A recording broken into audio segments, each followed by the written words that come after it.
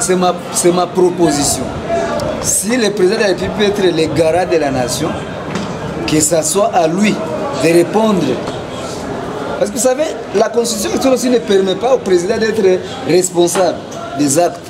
Celui qui est responsable de l'action du gouvernement, ce n'est pas le président, c'est le Premier ministre. C'est comme si cette Constitution exempte, ça donne au président d'être le chef, mais il n'est pas quand même responsable. Il est excusé. Si ça n'a pas bien marché, c'est le gouvernement qui n'a pas bien fait. Parce que le gouvernement a un chef du gouvernement. Donc pourquoi ne pas responsabiliser carrément le président? Il devient lui-même chef du gouvernement. Il devient lui-même... Il nomme lui-même les gouverneurs qui vont diriger avec lui au niveau provincial. Pourquoi pas les chefs de secteur, les bourgmestres, les communes? Carrément, on respecte une chaîne de commandement de haut en bas. Le président est responsable carrément de son action, au lieu de l'irresponsabiliser. Avant l'état de siège, il y avait la proposition de certains élus du peuple qui voulaient que les provinces soient gérées d'une manière rotative selon la communauté majoritaire de ces provinces. Êtes-vous de même avis? Pourquoi communautariser un pays? Nous devrions travailler en sorte d'avoir une nation, non pas un pays segmenté à des tribus. D'ailleurs, moi, je suis contre même le pouvoir coutumier. Un pouvoir coutumier, il y a les chefs coutumiers de Houndé, les chefs coutumiers de Nande, les chefs coutumiers. Quand est-ce qu'il y aura cohésion nationale?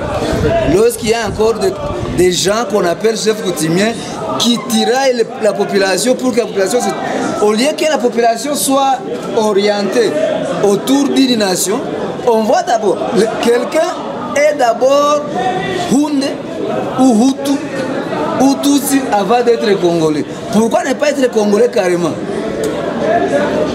Et oublier ces histoires de tribus, oublier ces histoires de chefs coutumiers.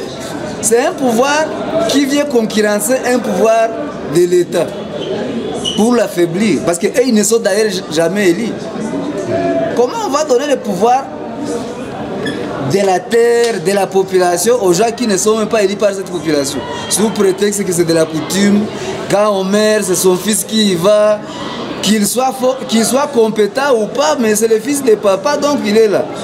Et on veut que ce pays se développe dans ce format-là. Non.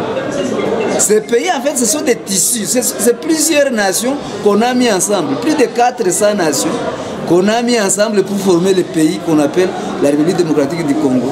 Il faut fondre, il faut dissoudre ces nations. Il faut que les gens cessent d'être des Houndé, des Hutu, des Nande, des Chi, des Luba, pour être simplement des Congolais. Vous pensez que les problèmes liés à la population minoritaire et aussi dans ce cadre-là que vous êtes en train d'expliquer là, les conflits que nous avons, qu'il y a des peuples minoritaires en Europe? Il n'y aurait pas de minorité si on n'a pas eu une constitution qui divise la population. Pourquoi il y aurait minorité? Les minorités, c'est par rapport à quoi? Les minorités, c'est par rapport justement à des gens, qui se mettent ensemble pour s'appeler Houndé ou Nande, et avec l'objectif de faire quoi? De s'accaparer les avantages du pays au détriment d'autres qui ne sont pas dans leur culture. Si on donnait la chance à tout le monde, au même pied d'égalité, pourquoi il y aurait des minorités? Minorité par rapport à quoi? En gros, selon vous, pourquoi changerait-on la Constitution? Pourquoi changer la Constitution par rapport à la révision ou par rapport à la maintenir telle qu'elle est? Ouais. C'est ce que je viens de dire. La Constitution actuelle a des articles conflictogènes. Ça met en conflit les peuples congolais. Au lieu d'en faire une nation, le peuple est subdivisé en plusieurs tribus. Ça doit changer. on doit adopter une seule langue, par exemple. Pourquoi aux États-Unis, les gens viennent de l'Europe, de l'Afrique, de partout, mais on les oblige d'avoir une seule langue, qui est l'anglais. Ils s'adaptent à ça et tout le monde parle, tout le monde écoute. Même au travail, c'est la même langue. À l'école, c'est la même langue. Et ils deviennent une nation très grande. Pourquoi nous, on aurait plus de 400 langues? Ça, c'est une première question conflictogène de la Constitution.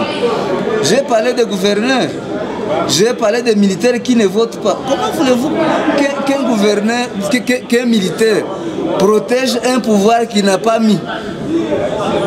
La situation sécuritaire, est-ce que le changement de la Constitution peut avoir un impact positif? D'abord, pour défendre un pays, il faut l'aimer. Cette Constitution ne nous permet pas d'aimer notre pays comme ça devrait l'être. Je viens de vous dire qu'on est d'abord... Vous savez, même quand il y a la sortie du gouvernement, les gens sont à la radio, non pas pour écouter les noms des personnes qui sont compétentes pour diriger, mais on est à la radio pour écouter si quelqu'un de leur tribu a été nommé. Et si quelqu'un de leur tribu n'a pas été nommé, c'est que ce gouvernement n'est pas bien. Moi, je suis de la communauté Hutu. Et nous nous plaignons parce qu'il n'y a aucun Hutu dans le gouvernement actuel. Et pour nous, c'est un problème. Donc, il n'y a aucun Hutu dans le gouvernement actuel. Ça ne vous dit pas que c'est mauvais. 400 tribus. Chaque tribu aura un ministre pour que ça soit équitable. Donc, chaque tribu devra avoir un ministre. Donc, il faut avoir 450 ministres. Il faut donc avoir 450 ministères.